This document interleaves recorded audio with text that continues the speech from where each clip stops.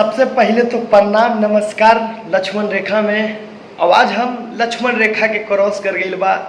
आज एगो न्यूज पढ़ के हमरा के बड़ी दुख होवेला अंदर से बहुत। आ दुख यही भैलेला कि 5 साल के लड़की के कन्या पूजन के बहाने ले जाके और रेप कर देला। पंचकूला की कहानी बा जे आज ही होवेला कांड। और ई जे रेप होवेला ओकरा से हमनी के का कहल के पड़ी कि अब लड़की के घर से बाहर न निकले दी।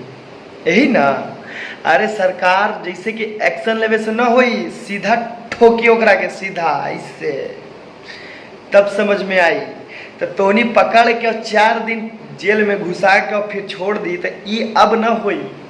अब हमनी के सरकार है, हमनी के तोर सरकार ना सुशासन बाबू, तोर सरकार तो सब दिन यही में रही। बिहार में नेता में राजनीति में भ्रष्ट हो गई, लेकिन ऐसे कहेला लड़की के बहुत इज्जत होवेला। का इज्जत होवेला? हमारा देश में तो सबसे बड़ा लड़किए पे बेइज्जत होवेला। हम यही चलते कहले बानी कि जितना रेप होवेला सबके परिवार के अपने खुद बखूब एक्टिव होवेला। यानी कि सबसे पहले जे करी बिना पूछले सोचले समझले अपने एक्शन ली, और जो बीच में आए वो चाहे सरकार कहे न हो उससे भी हम लोग समझ लें। ये भटजुग में केस भी सहेंगे, लेकिन ये काम दोबारा हम लोग नहीं करेंगे। हम लोग को क्या सोचते हैं कि दिन भर बेटी को साथ में रखेंगे, खेलेगी नहीं कूदेगी नहीं तो दिन भर घर में रहकर पागल हो जाएगी। आप लोगों ने सोचा भी होगा कि लॉकडाउन में कई लोगों ने पागल हो गया, तो उसका जरिया यही है कि भाई एवं बहनों को हम निकलने घर से न दें। ये देश ये बिहार भटजुग हो गया। ये बिहार में खाली रेप हो गया। जने देखी देश से भटजुग बा, हमरा तो यही लगा था देश से भटजुग बा। तो तोहनी के यही कहला 4 लाइन के धारा बा कि ई भटजुग में ये अपनी बेटी के ऊपर जेकर घर में होवेला रेप, और रेप करे तो सही लेकिन फिर मार भी डालला, पत्थर पे सिर पटक के मार डाला। आज के हमने न्यूज़ देखा, आप लोग साइड में भी देख रहे होंगे, भैया हो अब भौजी हो दोनों, और सुशासन बाबू को इतना शेयर करिए कि देखे वो हो। ये जो रेप होवेला, रेप के मामला बहुत खराब होवेला, लेकिन एकरा में 2-4 देश इतना खतरनाक बा कि रेप होवेला और धराई तो सीधा मौत होवेला। लेकिन ये बिहार में रेप भी होवेला, जेल भी होवेला और बेल भी होवेला। यहाँ रेपो में बेल हो जात बा। तो एकरा से हम एक परिवार समूह परिवार के ही कहे के चाहे पड़ी कि सबसे पहले तो हमनी एगो संस्था बनावी कि जहाँ एगो रेप होई वहाँ सब मिल के एक्शन लिया जाला और सीधे मौत के खाद दे जाला। यानी कि सीधे मौत, कोई उपाय नहीं। पुलिस का करी? पुलिस माथा पे हाथ ठोके ले, पेपर में आज देखे ली तो हमरा के दिमागे खराब हो गए कि पुलिसो हाथ ठोके ले ऐसे। तो तोनी के यही कहे के पड़ी कि रेप से कैसे लड़की के बचाई। लड़की सबसे पहला चीज़ कि 10 साल तक लड़की के अपने बहुत ही नज़दीक रखेले, जब तक कि शिक्षा ओकरा के प्राप्त न हो जाला। सबसे पहला चीज़ कि लड़के के खुद 5 साल के लड़की के भी कोई के दूसरा के साथ ना जा देवल चाहिए।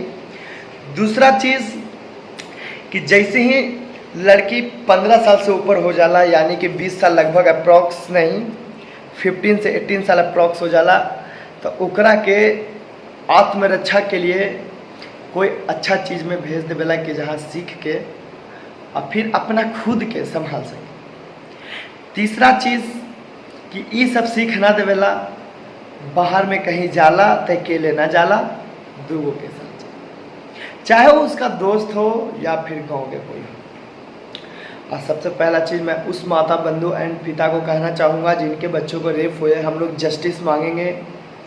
जस्टिस मांग के भी क्या कर सकते हैं, यहाँ बिहार है, सुशासन है, कुछ न होवेला। क्या कि सुशासनों जो होला वो इसने होला, हमरा तो ही लगेला।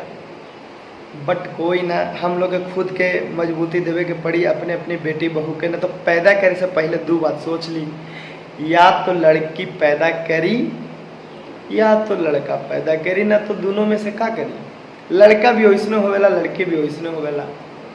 एकरा में लड़की के तो कोई कोनो दोष है ना, लड़की के बलजोड़ी लेके जालवा बता दी।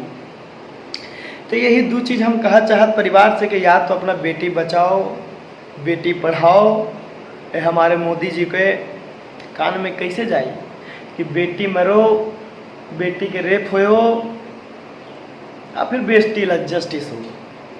खैर छोड़ी भाई बंधुओं, अगर आप लोग को ये चीज़ अगर सामूहिक एकता होना चाहिए, एकता में बल होती है, तो आप एकता बनाएं और लड़ें रेप वालों से।